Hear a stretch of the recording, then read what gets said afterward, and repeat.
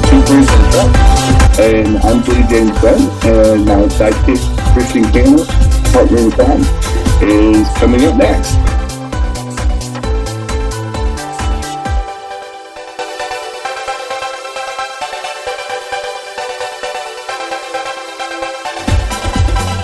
Hey everyone, I'm Jim's sidekick. Welcome to Two Queers in a Truck. Hi y'all. See you soon.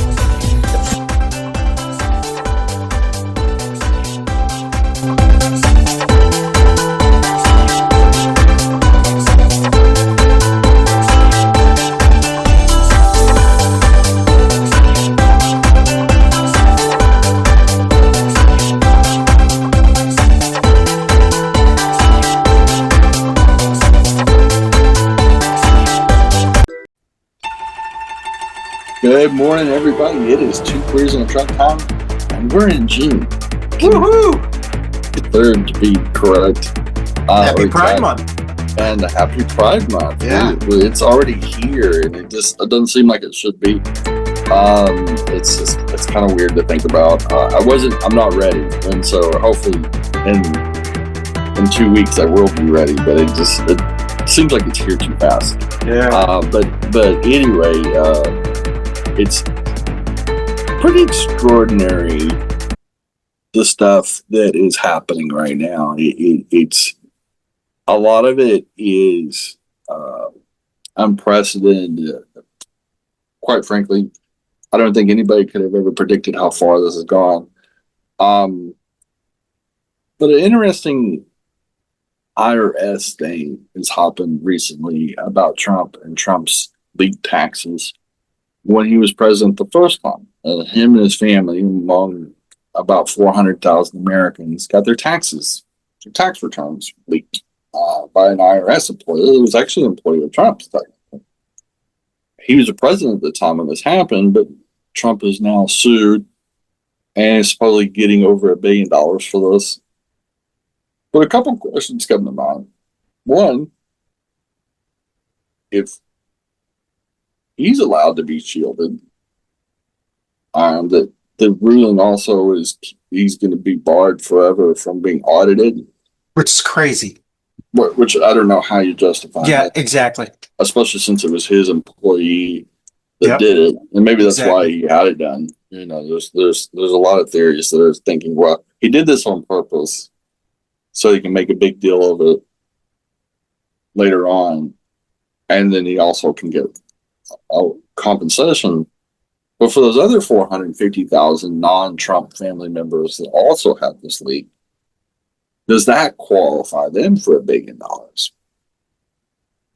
And so if your tax return was leaked, and you're one of those 450,000, the precedent's been set to not only get you to be audit proof for the rest of your life, a get out of jail free card, but that you also are going to get a lottery sized Powerball paid. Because why should his be more than anybody else's? He's just a citizen like anybody else. The president's no more important than the janitor, in my opinion, in society. So why would we not get paid if we're one of those 450,000 that got leaked on in 2020? And so I find it fascinating. I also find it, hopefully everybody on that list probably needs to lawyer up, because that sounds like a payday to me. Like, I hope I'm on that list. I'm going to find out if I'm on that list, because I would definitely love to get paid a fraction of that. You know, I would ask for the same amount. I'm just as important as the president. And I do better work. And so, the truth is, I should be entitled to the same amount of money that him and his family got. And so, suffered the same fate. And whoever leaked it had intention to do nefarious things. Yeah. So, I don't know. You know, I think it should happen. And I think everybody, if he's going to get paid, everybody should get paid. if they're not going to pay the other victims, then he should have to give back the money, because that's simply not fair. And it's one of those things. It also will hopefully put a chilling effect on him getting all this money for different reasons from the government. And this is a pattern. This has happened before. In the last year and a half, he's figuring out different ways to claim he's owed money or being reimbursed or whatever. And it's a big problem. So, the only thing that I could say is you have to give him, in a bizarre way, credit. He is such the scam artist that he will find things that no one even thought about. And the only good thing about it is moving forward, and former President Obama said this on a podcast like 2 weeks ago, what he is doing is he is allowing us to look at all those loopholes that we never thought about, because no one ever was that corrupt to think about those. Yeah. And moving forward, we're going to have to close those loopholes. Yeah. Even from the pardon loopholes, for he has unlimited pardonability, there has to be some restrictions that you can't pardon people that you've done business with, or just things like that. So, or if you were involved, yes, in a altercation or a riot or a coup, you can't pardon them. Like there's a conflict of interest there. So you know what that would be like, Gersemi? That would be like you and I owning Cannis Media, and then you and I being upset at Cannis Media and suing Cannis Media, and you and I settling with each other for. And the money comes from some slush fund that we never heard. Exactly. Well, we just need that money. We're my fee-fees are delayed my tax, which is weird because presidential tax returns are supposed to be released anyway. Yeah. You remember early in the presidency, the first term, he kept fighting. He said he was being audited and this. Yeah. It endangered him and all of this. And then somebody just linked it with a whole bunch of other tax returns. Yeah. And which wasn't necessarily the greatest thing to do. It was definitely an abuse of power and trust. Yeah. But honestly, his tax returns should be public record because all presidents have to disclose that. We kind of know what we're dealing with, because now we see why. Because look at all the financial abuse and grift that he's currently doing. We had full access to his business dealings in 2015 or 2016, whenever he announced to run. Then the moment they file, they got to release the tax. And it seems like the outrage by the MAGA people and him that it was leaked overshadowed, and the Democrats did not do a good enough job, and neither did the mainstream media do a good enough job of realizing it exposed that he lied about all the stuff that he said. He only paid $174 in taxes, in those 10 years. And he was claiming like all these deductions that were not real deductions, which led into the lawsuit from New York and all that kind of stuff. And so, which is also why he kept getting audited, because he pulls out an empty Dorito bag full of receipts that are made up. And this was the dinner at Mar-a-Lago for $100,000. Yeah. Oh, God. Like that one commercial that was a funny commercial, and this actor is getting audited, and he pulls out I think it was a Cheeto bag or a Doritos bag full of receipts, and it was like, and it was supposed to be funny, but I could actually see a dumpster like sitting in an office with empty McDonald's bags, paper bags, and pulling out a bunch of receipts and go, "This was a keeper. This one's for $450K at my own resort." But we are up against our first break, and we'll be right back with some more Two Queers in a Truck after these important messages. Hey y'all, just a happy reminder from all of us at Coffee and Pedalce. It's Happy Pride Month, Happy International Pride Month. And whomever you are, whether you're an ally or a member of the LGBT community, please celebrate and please show your pride, whether you're in or out of the closet. All lives are valid, and we appreciate y'all. And fly your flags and enjoy your month. Thanks for participating. See y'all Happy next Pride. week. Happy Pride.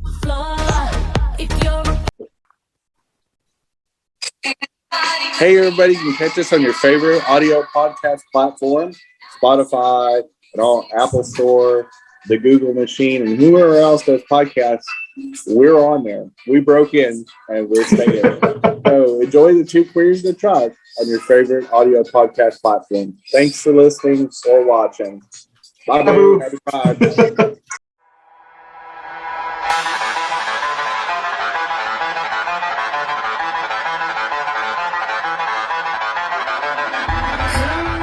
Hi, this is Yoran Pascual Mateo.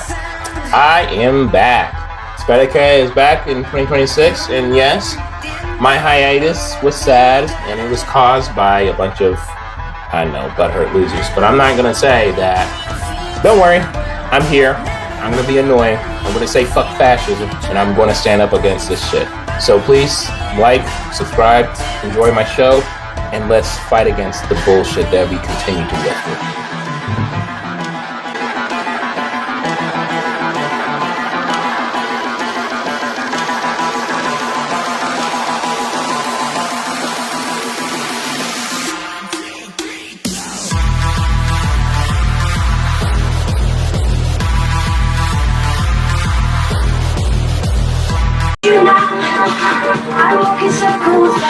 Hey everyone, we just want to wish you a happy Pride. June is International Pride Month and we're celebrating it all month long. Also, we do want to thank those who watch us on Facebook and YouTube and the people who now listen to us on your favorite audio podcast platform. We want to thank you. Don't forget that our summer schedule is out, so we have our topics that we'll be covering in July and also in August. And just want to say happy Pride. I'll dance out. Happy Pride, everyone. But I find it to be one of the funnier ones. Not him stealing almost $2 billion out of the treasury to get compensated for something his employee did. And the whole thing is pretty shady. And the guy's motivation was probably to make him be accountable for what he was supposed to have done anyway, which was release those taxes. So there's a lot of questions, but there's another trend going. We've talked about this before when we talked about brain drains from Florida and Texas and that sort of thing. And it's coming up a lot in social media in two ways. One, there's now a lot of international services that are going to help people that want to be expats, American expats or refugees, moving to other countries that are more friendly to their citizens. And these services are flourishing because more people voluntarily left this country last year than came in. For the first time since like 1935 or something crazy. It's been like a long time. It's been close to 100 years. A tremendous amount of Americans have moved abroad, pretty much for good. Some is because of cost. Some is because of the antics that have been going on, whether it's Mexico, Portugal, places like that. Portugal, a lot of these countries are now increasing their allowance for Americans to leave the United States and come there, or even establish an easier visa and or citizenship, what they call golden passes, basically. But it's also happening inside the country as well. So there's two things going on. There's a shift of LGBT people that are living red states and going primarily to the West Coast, including the city of Seattle. The city of Seattle is poised to declare a civil emergency for LGBTQIA refugees fleeing red states. They've been inundated by LGBT, just like Los Angeles, San Francisco, so on and so forth. Now, LA is so much larger. It's a little less noticeable. But the city of Seattle is a big city, but not nearly as big as LA or San Francisco. And they're not struggling with it per se, but they're preparing because it's just constantly happening, especially trans people that are being targeted or their health care being taken away, things of that nature. And so a cultural shift is happening in this country where a lot of people are living mostly the South and the East on these deeply red states, especially Florida and Texas, and they're heading west to more blue LGBT friendly states they're on lock. They've been friendly to the LGBT community for a while, and they know it's not changing anytime soon. And so there is this migration or refugees or whatever you want to call it that is happening, both for people wanting to go abroad and people moving to the West primarily. And it's interesting. It's a shift. I never thought I'd see in the United States. I thought I would never see people leaving, but there's tons of articles about this now. In both cases, people just like a George Clooney, for example, said, we got a house in Provenance, France. We're done with this. This is getting too crazy. And some of it's because some high profile people are starting to feel like targets for possible violence, kidnapping, extortion, random shootings, that sort of thing. I think the other is civil rights. People that clearly are targets, whether it's brown and black people, queer people, that sort of thing. They're going, I just can't do it anymore. I just can't put up with it. And I can say myself personally, my partner and I made that choice to move to LA last year, primarily because of the oncoming hordes of, of MAGA backlash. And we were feeling it before we moved. And it honestly affected our lives a lot. And it made us reboot. And we didn't necessarily want to leave that quickly into 2025. But we were feeling the heat. It was affecting people that even we thought were aligned with us in many ways. And it just got to be too much, even in a semi-progressive city like Charlotte. We felt heat because of who we were or who we are. And so I can see why people are doing it. We did it ourselves. I can't criticize. And I used to be, I'll never leave. Nobody will ever force me to move. But if I move, it's because I want to, or there's an opportunity. Our move primarily was because of how we got treated in Charlotte. And it's scary. It's scary to be in a country that I've loved all my life that I now don't trust. It's a scary position to be where you live in a country where the regime is targeting people like myself, targeting people like my partner, like you. Probably most of the people watching this actually probably can feel it. And it's a very unfortunate and very overwhelming times. And I don't think anybody could predict how bad this was. But these mass migrations are because of this. And, many of us came from immigrant families. My dad's side of the family, I'm only second generation American. And, I heard a little bit of stories of the old country and how scary it was. What motivated them to go across the pond in the first place. And their stories sound so similar to America now.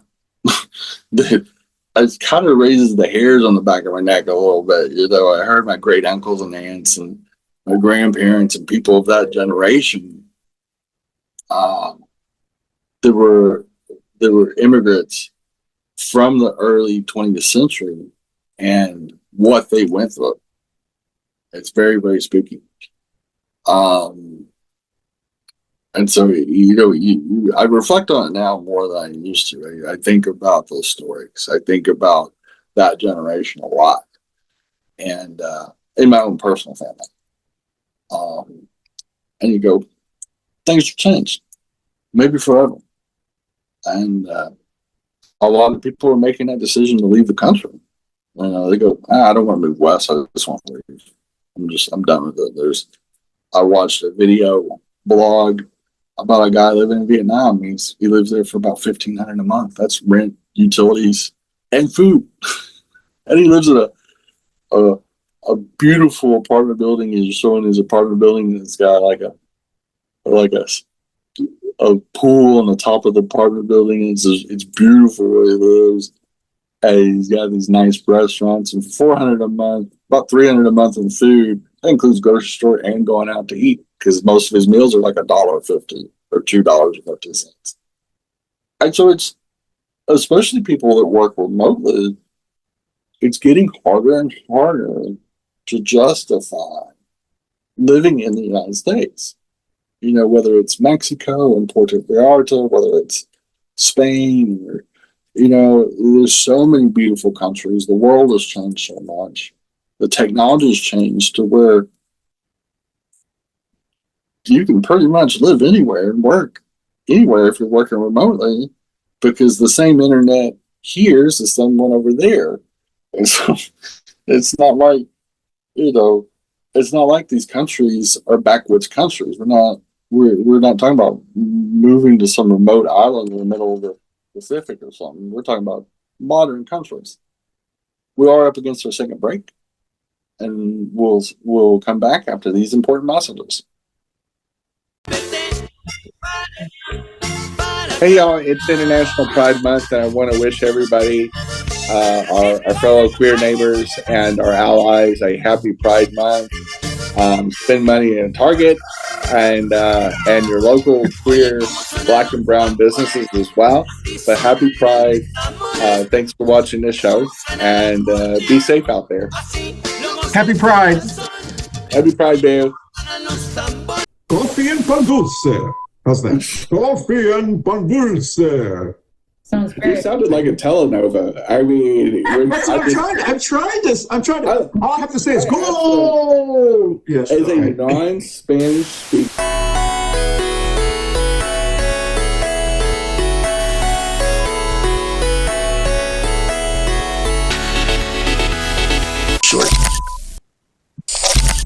All right, let's talk about his Jesus Jesus meme. You know what I'm talking about? Okay, Yeah. that'll be the show. All right, here we go. Okay, so we'll just take this last commercial, and then we'll come back. All right, here we go.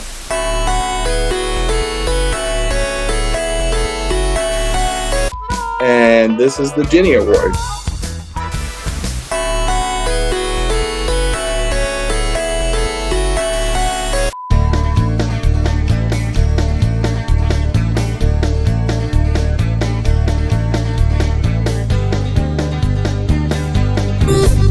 And this is the Pendejo Chronicles.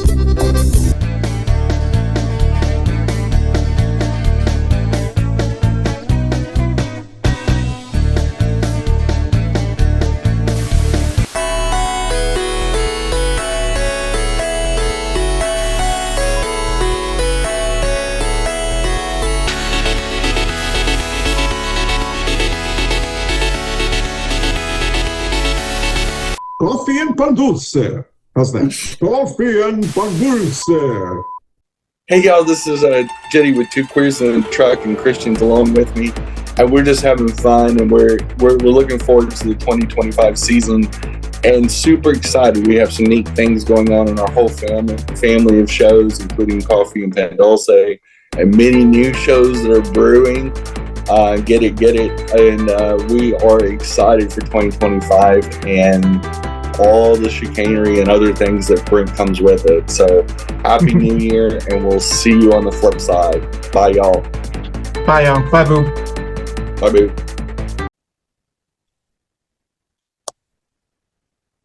We are back. We're living in a time where these things are very real, and I find it ironic as well how many of them said, "I'll leave this country," like Laura Loomer or Laura Looney. I'm saying, if that happens, I'm leaving. Just the other day she said that. And of course, those people never leave. Because nobody would put up with their antics in the country. They'd jail them. They'd fucking convict them for all the felonies they're doing and all the frauds and scams they're doing. Or they get the other group that says, well, if you don't like it, just leave it. Just leave my country. Like it's just their country, it's not my country. But I love it or leave it mentality. But those aren't the ones leaving. It's intellectuals. It's progressive people. They're going to progressive countries. They're going to places that have a future. They're on the rise, or the quality of life. Just the other day, a report came out of the G7 nations, the big G7 nation group. We have the lowest standard of living, and we have the lowest happiness index and all that. We are trending down. We have the lowest life expectancy of all G7 nations. We're actually 50th or 60th in the world in life expectancy now. We've dropped many slots down. We're a fraction of what we used to be. And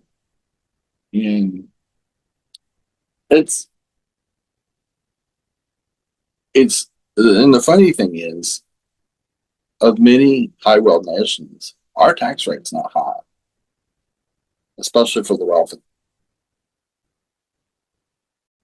So there's a lot that's going on. There's a lot that's driving people to leave. There's a lot that is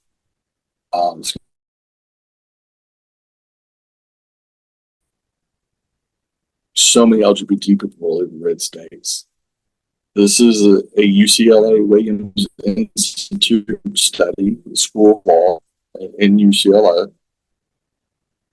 The violence, total violence per 1,000 people. Non-LGBT people, the incidence was 21.1 out of 1,000 people incur violence every year. 106.4 for the LGBT community out of 1,000. 1 out of 10.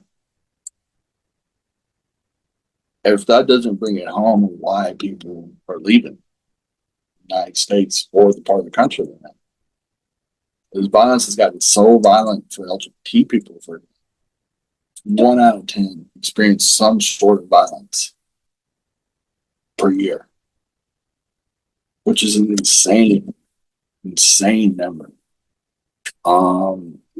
It is 5 times, it's 500% higher than non-queer people. That is an extraordinary number. It's a number that is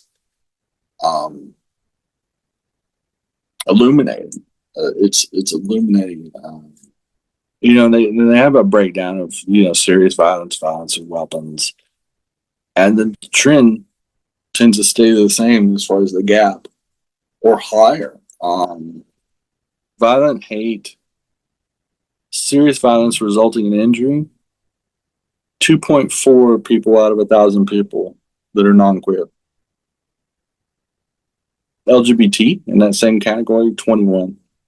It's 10 times more likely that a serious violence is going to result in injury for queer people than for non-queer people right now in the United States, according to the numbers of 2025.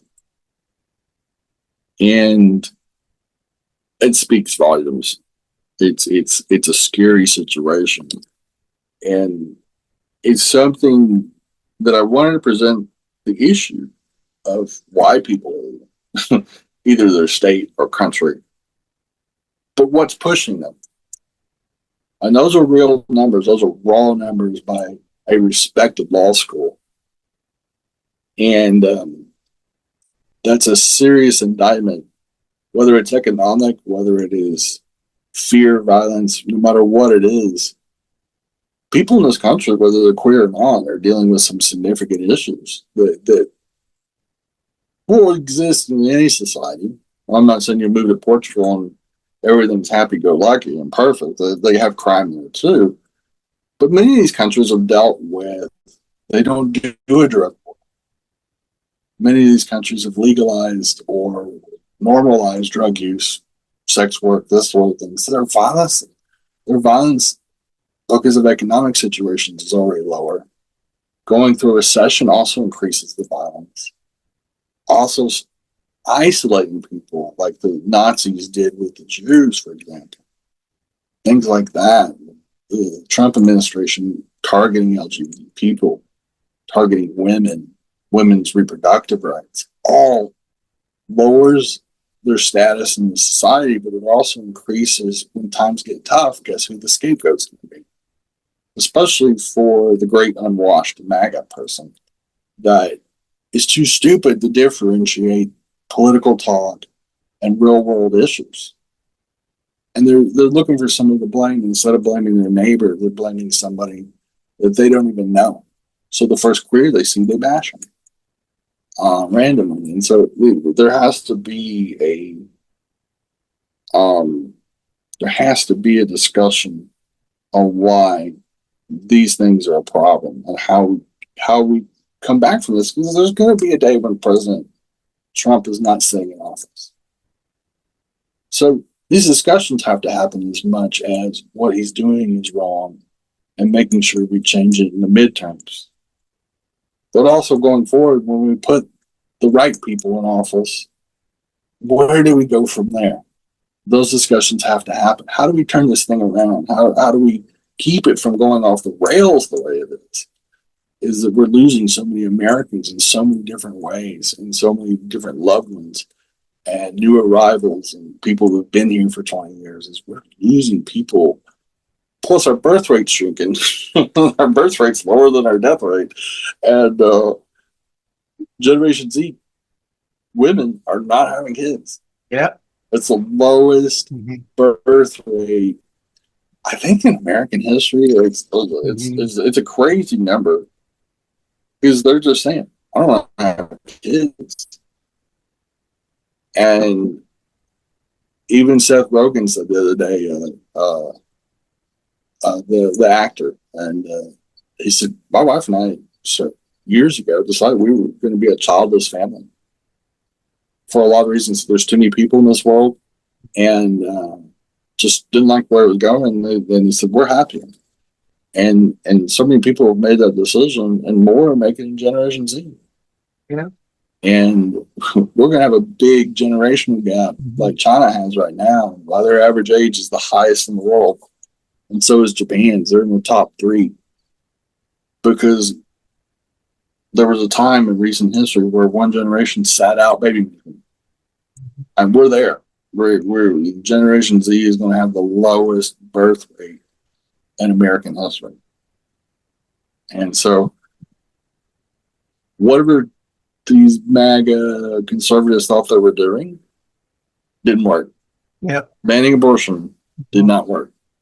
Banning IVF definitely did. Making it so economically impossible does not work. Student loans, high interest, predatory student loans do not help. Because these are people that got those student loans are the ones that will be having the babies. But if they're making a $2,000 a month student loan payment, they're probably not going to have any kids. Yeah. The lump on top of that. We need to think about stuff. Because we're reaping what we sowed. Anyway, that is the end of the show. And that's all we have for this week. Go out and have a baby. We'll see you next week. We'll dance on out. Bye, y'all. Bye, y'all. No spank you. No spank. That's right. Hey, y'all. Thanks for watching Two Queers in a Truck. And we are here. We are in summer. Today is June 3rd. So we are in the heat of the summer. We're also in Pride Month. So happy Pride for all the Happy Pride. And if you don't, Baja Bug. But anyway, have a great week. Do all the normal safety precautions during these high intensity UV months. Wear plenty of sunscreen and drink lots of water. Anyway, see y'all next week. Bye, y'all. Bye, y'all.